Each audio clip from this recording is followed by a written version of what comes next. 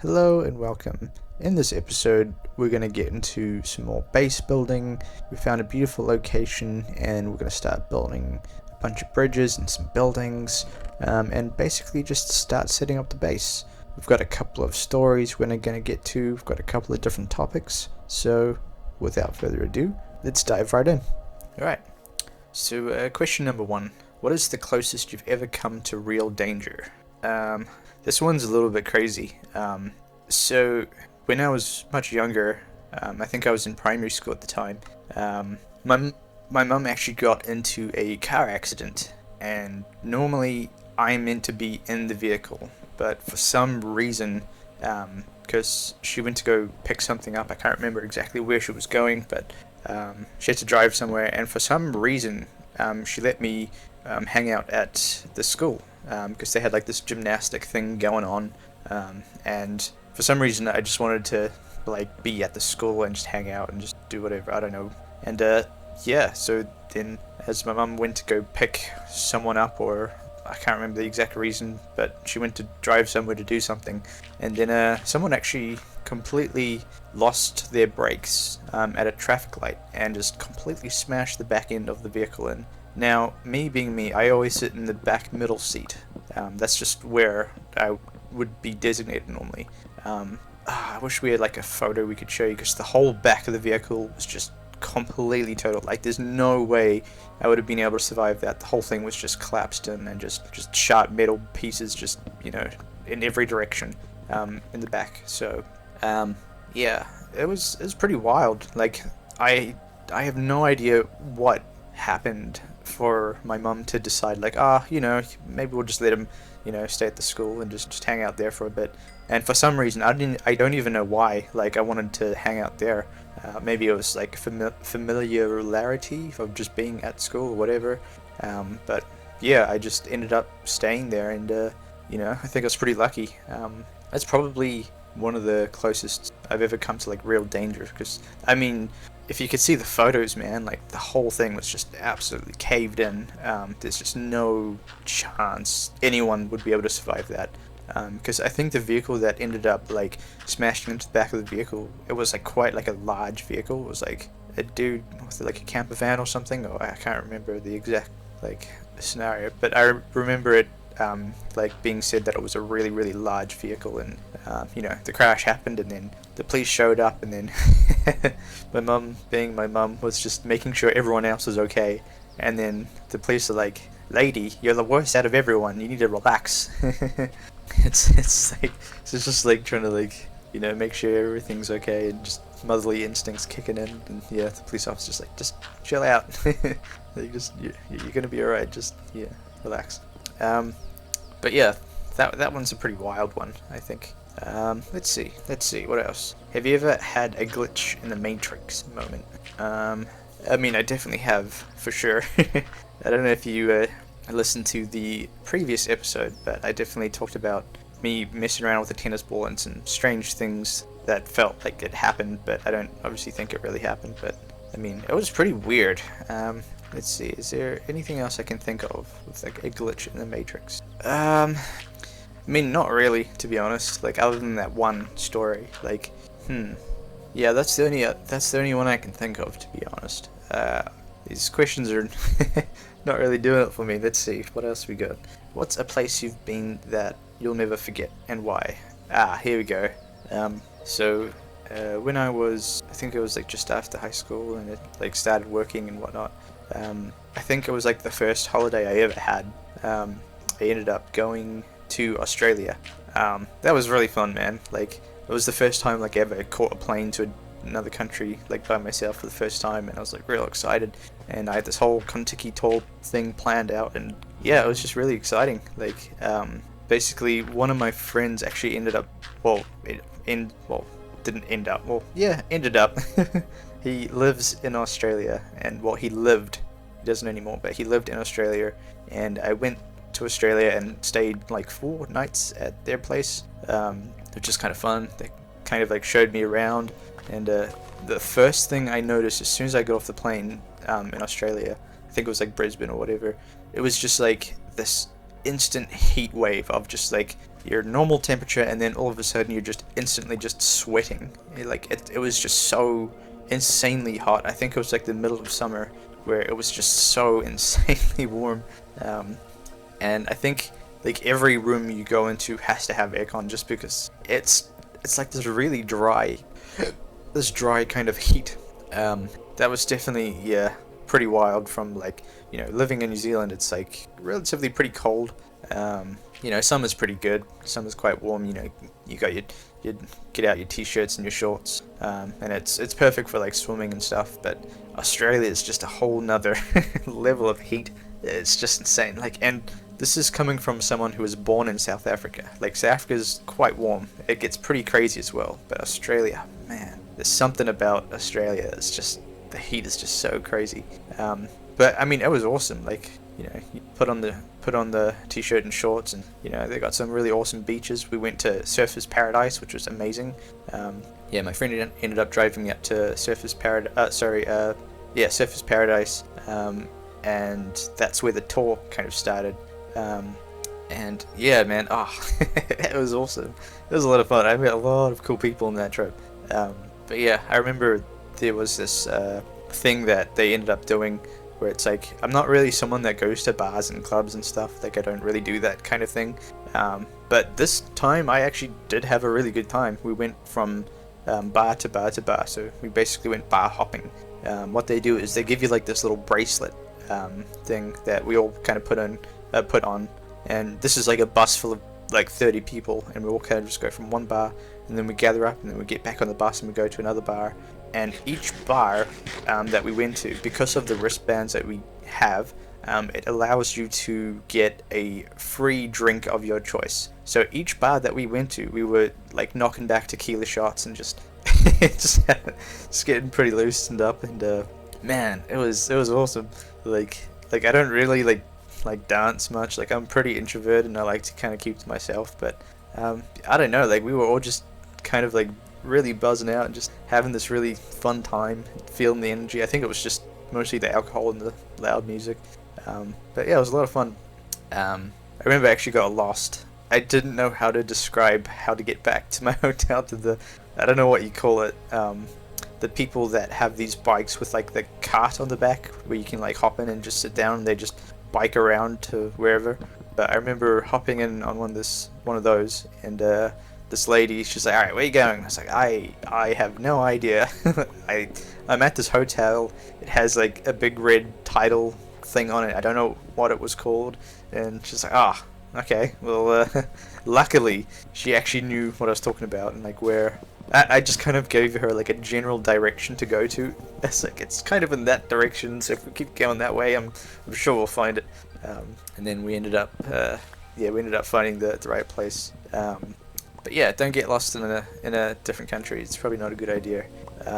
It was just so much fun. And I remember we all got back on the bus, like, I think it was like the next morning or like a couple mornings later. We all got back on the bus, and part of the tour is you hop on basically like this like yacht, and you're on a boat for like 2 days, and it basically travels around some really cool spots. But I will never forget this. We literally ended up falling asleep on top of the yacht outside, just looking up at the stars, and I was just like, this is just like something out of a movie. This is just absolutely crazy. And then they took us up further up somewhere in Australia. That we kind of went higher up in Australia or somewhere. It was so long ago, I don't remember the names of the places, but yeah.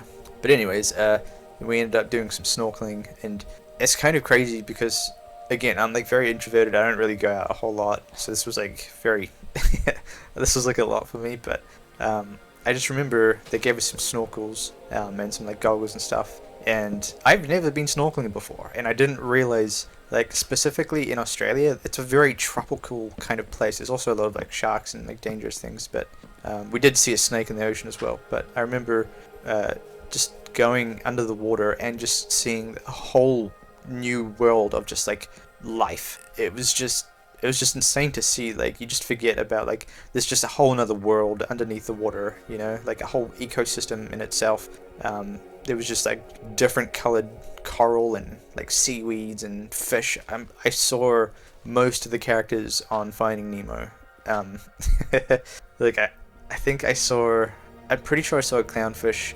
I saw the yellow fish as well, the one that's in the fish tank thing in the movie. And I saw turtles. What else did I see? It was just so bizarre. And like it's just such a weird feeling because you're underwater, so your ears are like, soaked in water and you can't hear anything. Well, you can just hear like the sounds of the ocean, and it's mostly just peaceful and quiet, and you just kind of float there and you kind of move with the waves, and you kind of just floating on the surface looking down, and you can kind of go deeper in, and then kind of like, obviously your snorkel gets filled up with water, but you can just kind of blow all the water out when you surface. But it's just an amazing experience, especially doing it in like a really tropical kind of area. The location we ended up going to was just completely packed and filled with life. Yeah, it's just so bizarre. It was just so colorful and peaceful and just like really just eye-opening. I was like, wow, this is just amazing. And then we ended up going onto another boat, and this was by Great Barrier Reef, which wasn't as good as I thought it was going to be. That's kind of meant to be like the main spot, but I think because of all the tourism, it wasn't really, booming with life as much as what I remember, well, what I thought it was going to be. Yeah, I also had like a mini panic attack with the what's it called, the scuba diving. That's the word I'm looking for. Yeah, I didn't realize that they had to put like this weight on you. That freaked me out because it goes against your natural instinct of like floating. So they put these weights on you, and then you have like this thing that fills and deflates, and that's how you basically go up and down when you're scuba diving. That really freaked me out. I actually didn't go through the full thing just because, we all dived into the ocean, and it was a little bit rough, and like we're kind of like banging it against the boat that we were at. And you've also got like this, obviously the weight on you, which is kind of pulling you down, and you have to go through a couple of exercises just running through the basics. They give you a good debriefing and everything, but man, I think it was just really rough, and the weight on me just made me feel so uncomfortable, man. So I didn't go through with the whole thing, but I did see like some fish and some like turtles and stuff, and that was enough for me. So yeah, I don't know. I've always wanted to try scuba diving, but that whole situation just with the weight, it feels like so unnatural, because naturally you want to swim up to the surface, but there's this thing just literally weighing you down deeper into the ocean. And like I couldn't stop thinking about like what if the airbags don't fill back up and I can't float up to the top, and I just it's like freaking out a little bit.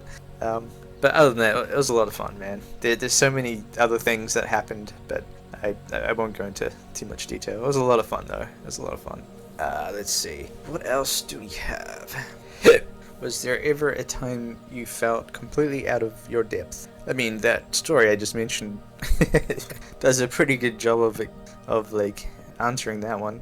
I'm just trying to think of maybe another scenario.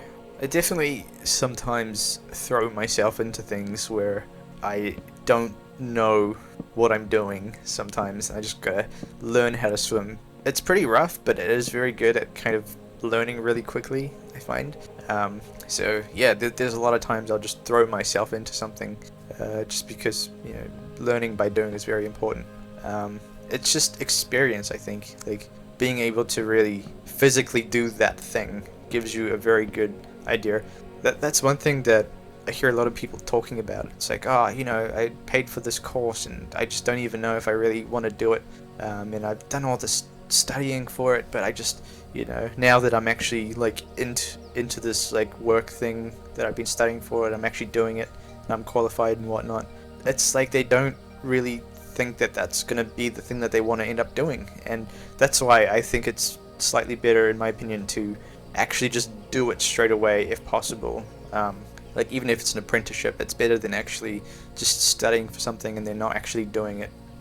You might be really qualified and you know all the things for it, that's great, but if you do end up doing it and you're like, this is not what I thought it was, maybe it is. A lot of times it can be the thing that you want to do, but I just have heard so many stories of people just saying like, I don't think this is the thing that I want to do. Like I enjoy it, but it's not fulfilling that thing that I thought it would fulfill.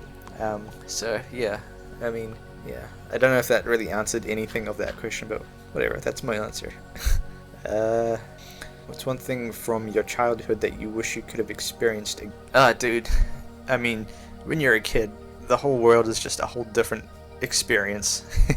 Like when you're a kid, like everything's just so impactful. Like I remember just being very easily entertained by just like driving in the car in the back seat and just looking out the window and just yeah, I don't know. It was just like if you see one of those like construction site worker digger things, like to me, like in my child mind, it's like I didn't see the person controlling the machine inside. Well, the person inside controlling the machine. I just saw it as the machine was just alive on its own and just doing its own thing. And like to me, it's just like, oh, that's so cool, you know. It just like to me, I thought like diggers were like the most importantest things on this planet. You know, like there was nothing more important and cool as being like a machine digger. Like you were just like more important than the government and just the king of everything. Like, I mean, diggers definitely are important, but you know, like in my mind, it was just like that's the top tier. Like there is no higher thing that you can be. But yeah, I definitely used to think like the machines had a mind of their own and they would just, you know, let loose into the wild of the world and just, you know, they were just building and digging these things all on their own and creating a better world and future for us. Yeah. Yeah. Let's see. Yeah, I mean, to get back to the question, yeah, that's something I wish I could experience, that, like, kind of childhood imagination. Like, I still kind of have it, but I think things are more intense when you're a kid because you're experiencing a lot of things for, like, the first time, you know? And everything's just very intriguing and very exciting and very just... You're just very curious about everything, you know? So, I guess having that kind of, like, inner child excitement of, like, experiencing something for the first time, I wish I could relive that. I think that is a really cool thing that I really appreciated, I guess, when I was at that stage. Let's see. Next question is, what's a goal you had that you gave up on, and do you regret it? The only thing I can think of was, I think when I was in high school, I used to do graphics as one of the subjects that I chose, and it was a really interesting experience. Like, I really learned a lot in graphics, but I remember sometimes I would get pulled out of my class, my graphics class, because I also had like music lessons as well.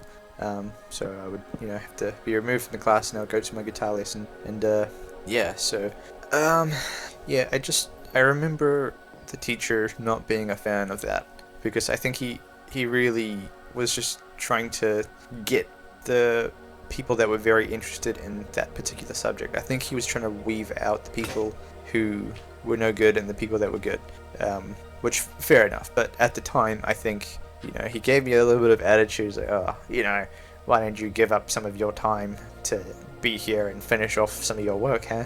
And, like, he'd always give me a little bit of attitude. I was like, I'm sorry, I have a music lesson, like, I don't know what to tell you. It's not my fault. Well, I guess it kind of is, but, like, that shouldn't be an issue, you know, it's just the way that it works, you know?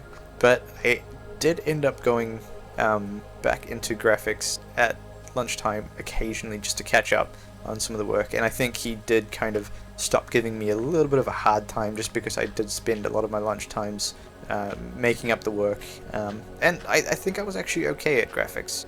He did end up giving me excellence on that grade. I think that was purely just because he saw me putting in effort into, you know, catching up and trying to yeah, get back to up to date with everything. But yeah, I don't know, I think it kind of put me off a little bit on graphics just because it was like, oh, I don't want to be like moaned at every time I have a music lesson, and I think I just kind of gave up on it because I was like, he could be potentially really strict and I don't really want to be involved in that. Like, I don't know what could have been, you know, you never know. Let's see, what's something small that had a massive impact on your life? Yeah, something that I think had a huge impact on my life was, actually, yeah, there's a couple of things I can think of. The first thing I can think of is, like, for me, I was a very difficult child, like, throughout school, I think. Like, I I think I learned in a very different type of way to like a lot of people. Like I'm a very visual learner and I can hear things and I can learn that way. I am terrible at learning things by like reading. Like I'm very dyslexic. I'm like as dyslexic as they come, I think. And so reading, like yeah, I had to read books when I was younger, part of like homework, and you know, it was just part of the things I had to do for school. But for me, like I would have to read something and I just would spend so much time trying to focus on understanding what I just read, just because my brain would like switch around the words and then I'd have to read that sentence to try and make it make sense. So it was just like a lot of time and effort to really just understand what the heck's going on. Like I can read perfectly fine, but it just takes a little bit more effort, I think, than the average person, I would say, just because of the dyslexicness. But yeah, I think just to get into one more quick story, something that I think had a really, really big impact on my life was there was a video, I think like my dad showed me when I was really young, that really stood out to me that I still think about to this day. It's basically about two men in a village, and they found out that they can receive money by getting a bucket just a bucket and bringing down water from the top of the hill, of the well, just from the well, and every time they bring down a bucket of water from the well, they get paid money. And these two men have like two different ways of dealing with this situation. The first man, he gets two buckets, a bucket in each hand, and he goes up the hill every single day, and he grabs a bucket of water and then walks all the way back down, and he's making money, and he's like, yeah, this is great, like I'm making some good money, and like everything's going really well. And the other guy kind of thinks out the box. He's like, okay, well, if you get paid for bringing water down, what if I build like this kind of bridge thing to help bring the water down from the top of the well down to the village? You know, if I build this, we'll have like an endless supply of water, and I'll get paid handsomely for that. But obviously, the guy with the two buckets manually bringing it down is just laughing at this guy. He's like, oh, it's never gonna work, you know, like that's so ridiculous, it's just insane, like, you know, I'm making money right here right now and this is great. And then the guy building the bridge spends a lot more time crafting this beautiful bridge, and you know, making sure everything's perfect, laying brick by brick, making sure everything's just perfectly laid down, and just doing a really good job of building this thing that is consuming a lot more time. But he's got the idea of like what it's going to be like in the future. He's got the vision for it, and then it shows like the time frame kind of speeds up. So now they're much older men, and the guy with the two buckets, you know, he's quite old now, and he can't really move around as well as he used to be able to, and you know, he gets kind of sick and he can't really recover that well from it, and he's no longer getting any money. He can't get paid because of his body kind of decaying on him. Meanwhile, it flashes to the next guy who is making bucket loads of money because it's a consistent flow of water that he's getting paid for, like per liter or whatever. And you know, he's making money while he's eating dinner, and you know, he's just, you know, just enjoying life. And I think that video really stood out to me, just because I think that's the smart way of doing it, is building something, like honing in on a skill or a craft that pays dividends over time. I think there's a lot of things that are very tempting to just kind of dive into, like, oh, you know, I'll get this really good paying job kind of thing. But other people, they tend to sometimes work on their craft and they build like a business that ends up being really big, and then they can just pay people to do like the work for them, and then they have all this free time. Obviously that will take a heck of a lot longer, and there's a lot more risk, and like it could fail and everything, but you know, I think that just really stood out to me, just, you know, kind of building something that works on its own, you know, like it continuously just does a thing whether you're there or not, you know. I think that's a really powerful thing, and that's why, again, I don't mean to get into it, but that's why I really like the stock market and investments and stuff. I'm literally obsessed, because that's literally what it is. You're literally building your future, and yeah, I'm just such a fan of that concept and that idea. But yeah, I think we'll kind of sum this up over here. I think we've got through some good things, and yeah, hopefully this was entertaining. I just want to say I appreciate you if you've made it this far. Thank you so much for watching. I hope you're having a good day. Hopefully I can make your day just a bit better. And yeah, hopefully see you in the next episode. Cheers.